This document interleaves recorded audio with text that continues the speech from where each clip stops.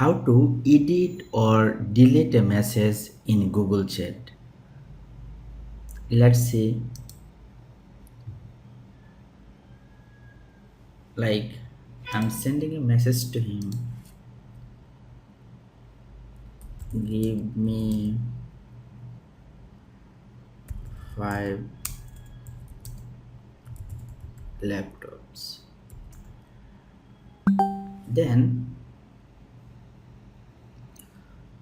I think that I need 10 laptops. You can just click here, edit, and you can write it here.